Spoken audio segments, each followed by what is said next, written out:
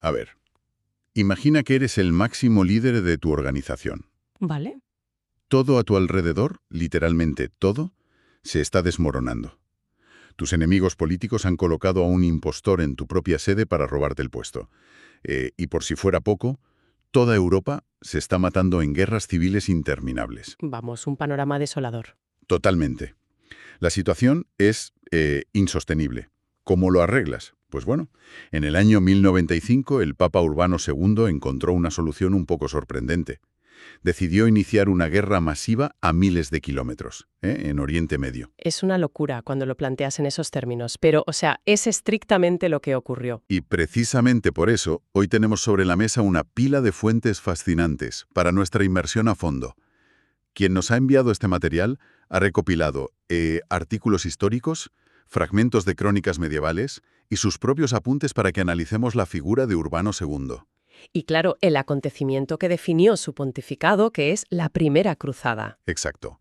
Pero a ver, nuestra misión en el análisis de hoy no es juzgar esto con ojos modernos, ni poner etiquetas fáciles de, yo qué sé, de buenos o malos. No, eso sería un error garrafal. Claro, vamos a destripar estos documentos para entender cómo la fe, que solemos imaginar como algo superinterior, pacífico y silencioso, pues se convirtió en un motor de acción histórica brutal. Una fuerza capaz de movilizar a continentes enteros. Fíjate. Madre mía. Y hay una premisa en estas fuentes que creo que debe guiar todo lo que vamos a comentar hoy.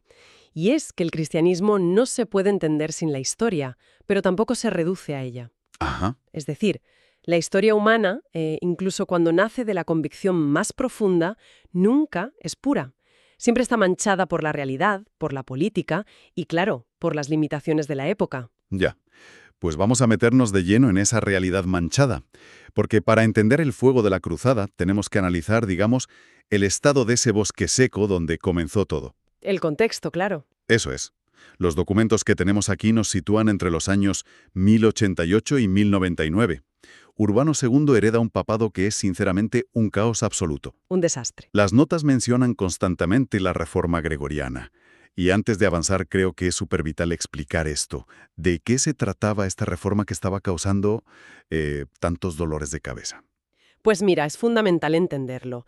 La reforma gregoriana, que fue impulsada por su predecesor, Gregorio VII, era básicamente un intento radical de limpiar la casa. Ya, de barrer la corrupción. Exacto. La iglesia de la época estaba plagada de corrupción.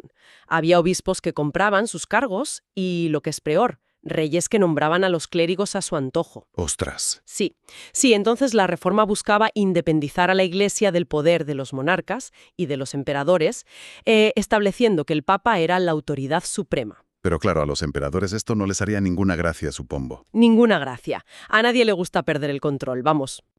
El famoso antipapa. Espera, porque para quien no esté familiarizado con los entresijos de la política medieval, Es un concepto raro hoy en día, sí. claro, ¿qué significaba exactamente un antipapa en la práctica? Pues literalmente era un tipo rival afirmando ser el verdadero papa. O sea, el emperador del Sacro Imperio Romano Germánico, que estaba harto de los papas reformistas, decidió respaldar a su propio candidato. Madre mía, qué culebrón. Totalmente. Así que tienes a Clemente III operando, excomulgando a sus enemigos y con sus propios seguidores instalados en Roma. Imagínate la crisis de relaciones públicas y de legitimidad. Un caos. Y tanto. Urbano II no podía ni siquiera residir en Roma de forma segura porque la ciudad estaba controlada por las fuerzas de este antipapa. Leyendo todo esto se me viene a la mente una imagen muy clara, fíjate. A ver. Es literalmente como un nuevo director ejecutivo, un CEO, que entra a una corporación gigantesca que está al borde de la quiebra institucional y resulta que hay un CEO en la sombra en la oficina principal intentando robarle el puesto. Es una buena imagen. Pero Urbano no se queda llorando en una oficina temporal, baja al fango para salvar la reestructuración. O sea, sale al terreno, viaja por toda Europa convocando concilios y tejiendo alianzas. Claro, la analogía del CEO funciona muy bien para ilustrar ese pragmatismo, pero hasta cierto punto. Ah, ¿sí? ¿Por qué? Porque aquí hay un matiz donde se rompe la comparación. Un CEO de una empresa no puede prometerte la salvación eterna si cumples los objetivos del trimestre. ¡Ostras, qué buena! Tienes toda la razón. Y esa era, digamos, la ventaja aterradora de Urbano II. Lo que los artículos describen como su dimensión apologética es su capacidad para demostrar que la Iglesia opera en el mundo real. Ya, que no se queda en las nubes. Exacto. Usa esa autoridad espiritual inmensa no solo para debatir teología, sino para organizar políticamente a una Europa que estaba súper fragmentada. Y entiendo que ese trabajo de base es lo que le permite aprovechar una oportunidad increíble cuando aparece de repente. Eso es. Y aquí es donde la historia da un giro espectacular, hacia el este. Año 1095, Concilio de Clermont. Hay un mito gigantesco que estos apuntes se esfuerzan muchísimo en desmentir. Ujú. El de la ofensiva no provocada, ¿verdad? Exactamente. Popularmente tenemos esta imagen de que la cruzada fue, bueno, una ofensiva espontánea, casi como un ataque imperialista de la nada. Sí, sí. Pero la evidencia documental muestra que comenzó como una operación de rescate. O sea, fue una respuesta defensiva a una llamada de socorro muy concreta. Exacto, es que no surge de un vacío. El emperador del Imperio Bizantino, Alejo I Comneno, le envía una petición desesperada al Papa. Ajá. Bizancio, que era como el gran escudo oriental de la cristiandad en ese momento, pues estaba sufriendo una presión militar insostenible por parte de los turcos selyúcidas. Vale, detengámonos ahí. Porque turcos selyúcidas es otro de esos términos que aparecen en los libros de historia y solemos pasar por alto sin entenderlo bien. Totalmente. ¿Quiénes eran exactamente y por qué aterrorizaban tanto a Constantinopla? Pues mira, eran una fuerza formidable, de verdad. Originarios de las estepas de Asia Central, los selyúcidas se habían convertido al Islam y habían irrumpido en Oriente Medio arrasando con casi todo a su paso. Madre mía. Tenían una caballería ligera rapidísima, una táctica militar brillante y, ojo, acababan de destrozar al ejército bizantino en la batalla de Manzikert unos años antes. O sea que no eran una amenaza menor. Que va, le habían arrebatado a Bizancio casi toda la península de Anatolia, lo que hoy es Turquía, vamos. Constantinopla, que era la gran joya del este, estaba verdaderamente acorralada y a punto de caer. Así que Alejo I entra en pánico, manda mensajeros a Urbano II y, según recogen las crónicas, lo que pide el emperador bizantino es súper simple. Sí, quería mercenarios. Claro, quiere soldados, necesita profesionales occidentales, unos cuantos miles de caballeros bien armados para reforzar sus fronteras y empujar a los turcos hacia atrás. Esa era la idea original, sí. Pero Urbano toma esta petición, que era súper técnica y militar, y le da la vuelta por completo. En lugar de mandar mercenarios, lanza un llamado para recuperar los lugares santos y liberar Jerusalén. Y esa es la jugada maestra, estratégicamente hablando, claro. ¿Sí? Alejo pedía tropas y Urbano le da una guerra santa. O sea, el Papa transforma una crisis fronteriza oriental en una misión espiritual de alcance continental. Es brillante. Es que al unir a todos los nobles europeos bajo la bandera de proteger a sus hermanos de Oriente y recuperar la tumba de Cristo, Urbano logra algo inaudito en esa época. Que es darles un enemigo común, ¿no? Exacto. Darles a los reinos europeos un enemigo común para que dejen de matarse entre ellos. Pero, claro, a ver, decir vamos a recuperar Jerusalén en un concilio es una cosa. Y aquí es donde las fuentes me generan la mayor duda de todas. Dime. Tener un buen discurso no explica cómo convences a decenas de miles de personas, o sea, desde nobles hasta campesinos analfabetos, de abandonar sus tierras y caminar 3.000 kilómetros hacia lo desconocido. Es difícil de imaginar hoy en día. ¿Cuál fue la palanca psicológica que Urbano apretó para lograr semejante viralidad? Pues para entender esa palanca hay que sumergirse en la psique de la Europa medieval. Vivían en una sociedad ultraviolenta, de verdad. Ajá. Los señores feudales se pasaban los días matándose entre ellos por pedazos de tierra, saqueando pueblos, asesinando campesinos. Una violencia endémica total. Total. Pero simultáneamente era una sociedad profundamente aterrorizada por el castigo divino. La fe era el eje absoluto de la vida cotidiana. Ya, entiendo. Entonces, esa gente mataba de lunes a sábado y el domingo temblaba de miedo ante la idea de ir al infierno. Ostras, esa contradicción es alucinante. Es como si, como si Europa entera fuera un incendio forestal gigantesco de violencia feudal, ¿vale? Sí. Y la Iglesia, al ver que no podía apagar semejante nivel de agresividad con pequeños cubos de agua moral diciendo sed buenos, pues decide construir un cortafuegos. Me gusta esa imagen. cavan una inmensa zanja psicológica para redirigir todas esas llamas, toda esa violencia homicida, hacia un objetivo externo que ellos consideraban sagrado. Pues ese cortafuegos es precisamente lo que los teólogos de la época diseñaron, y la herramienta conceptual fue brillante. Se inventaron la peregrinación armada. Peregrinación armada. ¿Qué concepto? Sí, Urbano II no les dice id a hacer la guerra, les dice id de peregrinación a Jerusalén, pero llevad vuestras espadas. Claro. Y aquí viene el golpe maestro definitivo. La Iglesia ofrece la remisión de los pecados. O sea, si vas y luchas en esta causa, tu alma queda limpia. Buah.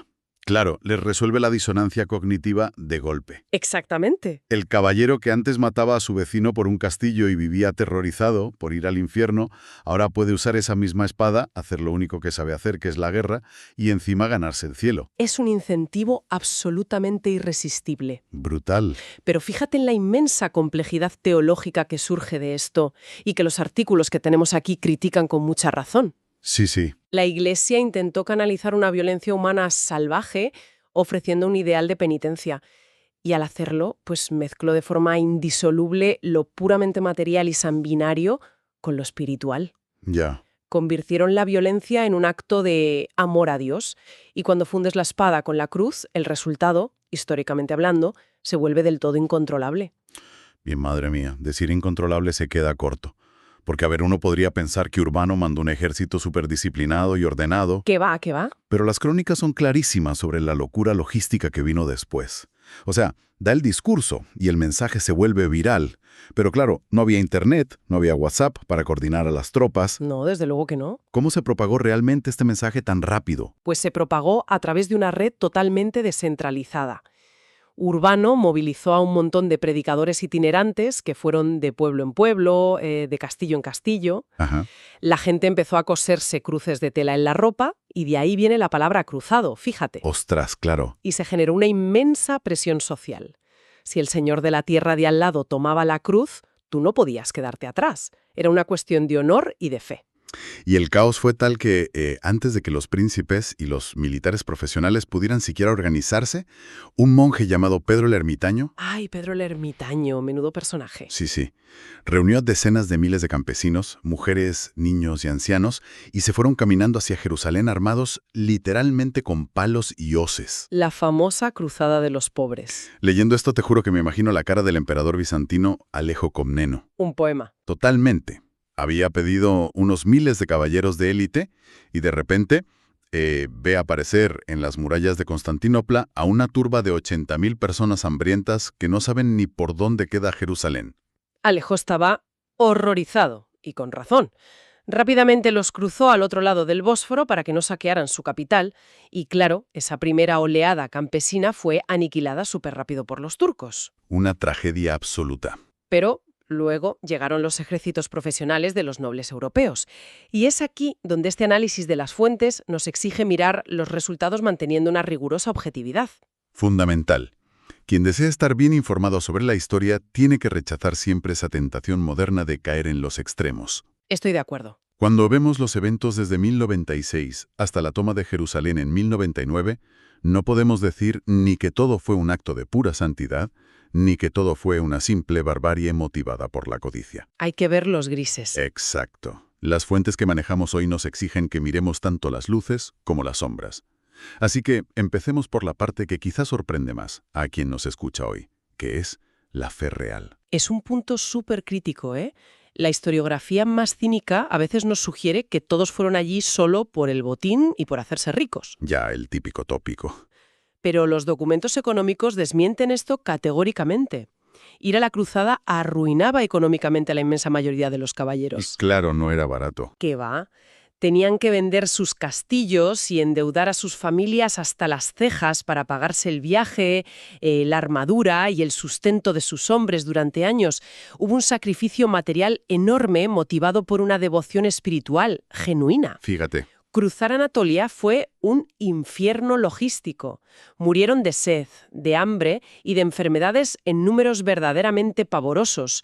Solo una fe inquebrantable, un sentido de misión y de unidad cristiana explica que no se dieran la vuelta en el primer mes. Pues me parece justo reconocer ese ímpetu espiritual, pero, claro, inmediatamente después, los mismos textos que nos muestran esto nos revelan unas sombras aterradoras. Sí, la otra cara de la moneda. Esa misma movilización desató atrocidades que aún hoy hielan la sangre al leerlas. Durante el camino, grupos de cruzados masacraron comunidades judías enteras en Europa Central. Un horror. Y cuando finalmente lograron tomar Jerusalén en 1099, las crónicas de la época describen una carnicería indiscriminada de musulmanes y judíos dentro de la mismísima ciudad santa. Sí. O sea, la violencia desmedida se comió por completo al ideal de penitencia. Y no solo la violencia, sino también la avaricia política, fíjate. Rápidamente afloraron los intereses territoriales. Claro, la tierra es la tierra. Los líderes cruzados, en lugar de devolver las tierras conquistadas a los bizantinos, como habían prometido inicialmente, pues fundaron sus propios reinos, los llamados estados cruzados. Se evidencia una instrumentalización total de la religión para fines políticos. Entonces, llegamos a una dualidad brutal, ¿no? Tienes a personas vendiendo todo lo que poseen por una convicción profunda de limpiar sus pecados y a la vez esos mismos individuos terminan perpetrando masacres por fanatismo y repartiéndose botines de guerra. Exacto. Y esto nos arroja la cara a la lección filosófica más dura que sugieren estos documentos. Y es que la acción humana nunca, jamás es químicamente pura. ¡Qué gran frase! La Iglesia puede proponer un ideal teóricamente noble en su marco histórico, pero son individuos de carne y hueso quienes lo ejecutan. Claro. Y esos individuos arrastran consigo sus limitaciones, sus traumas, su codicia y, por supuesto, la brutalidad de su época. Esto nos lleva al núcleo más profundo de los materiales de hoy, creo yo. Hay un concepto latino en las notas que me parece que encapsula todo esto de manera brillante. Fides movet historiam. La fe mueve la historia. La fe mueve la historia. El papado de Urbano II demuestra que la cristiandad medieval no era solo rezar en una habitación silenciosa o en un monasterio aislado. Era una fuerza capaz de alterar la demografía, la economía y las fronteras de todo el mundo conocido. Es que es la primera vez que el papado asume un rol de liderazgo operativo a nivel continental. Ajá. Roma dejó de ser solo la autoridad doctrinal teórica para convertirse en el principal organizador de la acción histórica directa en Europa occidental. Lo cual contrasta radicalmente con nuestra época, ¿verdad? Totalmente. Porque hoy existe una inclinación natural a privatizar la fe, a recluirla al ámbito estrictamente íntimo. Lo que hizo Urbano II nos lanza a través de los siglos una pregunta muy incómoda. A ver. ¿Puede una idea o una creencia quedarse solo en el plano privado? ¿O, en el momento en que se vive profundamente, exige transformar visiblemente la sociedad y la cultura que la rodea? Es que esa tensión que mencionas es precisamente el motor de los grandes cambios culturales. Cuando un ideal interior demanda manifestarse en el exterior, pues se convierte en un rodillo social. Ya, un rodillo imparable. El problema, como atestiguan las masacres de las cruzadas que acabamos de comentar, es que la movilización masiva nunca tiene un sistema de frenos perfecto. Se genera una transformación masiva, sí, pero a costa de sacrificar la pureza de la idea original. Y a mí me surge una duda genuina leyendo este balance. Dime. Si la fe, o bueno, cualquier gran convicción, tiene ese poder colosal para arrastrar a sociedades enteras, Sí. es inevitable que, al entrar en el mundo real, termine pudriéndose por la ambición económica o política. Es que me cuesta entender cómo se puede organizar a, yo qué sé, 100.000 personas bajo un ideal sin que los oportunistas tomen el volante. Pues mira, los textos históricos sugieren que efectivamente es inevitable. La imperfección es la condición ineludible del ser humano. Triste pero cierto. En el momento en que intentas encarnar un ideal puro en estructuras militares, burocráticas o políticas, te ves obligado a hacer concesiones materiales. Claro. Necesitas dinero, necesitas tierras, necesitas castigar a la disidencia. El gran mérito pragmático de Urbano II fue unificar a una Europa caótica y canalizar esa energía dispersa. Sí. Pero claro, la tragedia fue que el vehículo que utilizó para canalizarla, la Guerra Santa, garantizaba que su movimiento se mancharía de sangre y de codicia tarde o temprano. Menudo viaje a través de estos documentos. Ya te digo. Tratando de resumir las joyas que hemos extraído de esta inmersión profunda de hoy, hemos visto a un papa operando casi como un estratega asediado, utilizando una crisis militar en el Imperio Bizantino para lanzar un movimiento que reordenó el equilibrio de poder en todo el Mediterráneo. Así es. Y también hemos analizado cómo funcionaba la mentalidad medieval donde no existía separación entre la redención espiritual y la guerra física, llevando a miles de personas a una de las aventuras logísticas más delirantes y mortíferas de toda la historia. Y yo añadiría que hemos comprobado por qué acercarse a la historia buscando villanos de cómic o héroes inmaculados es siempre un error. Totalmente. En la primera cruzada caminaron de la mano la devoción más conmovedora y el salvajismo más espantoso. Es la complejidad de la naturaleza humana servida en bandeja, a la verdad. Y con eso terminamos de desgranar la pila de fuentes de hoy en este espacio. Bueno, pero antes de cerrar, si me dejas, me gustaría dejar en el aire una última reflexión provocadora basada en todo esto que hemos visto. Por supuesto. A ver qué tienes. Hemos hablado de cómo Urbano II logró unificar a una Europa superdividida y violenta, dándoles una narrativa trascendental común, un horizonte sagrado que los unió por encima de sus miserias cotidianas. Sí, el enemigo común y la causa sagrada. Exacto. Pues en nuestra era moderna contemporánea, la fe religiosa se ha privatizado casi por completo. Pero ojo, la psicología humana no ha cambiado en absoluto. Sigue siendo la misma, claro.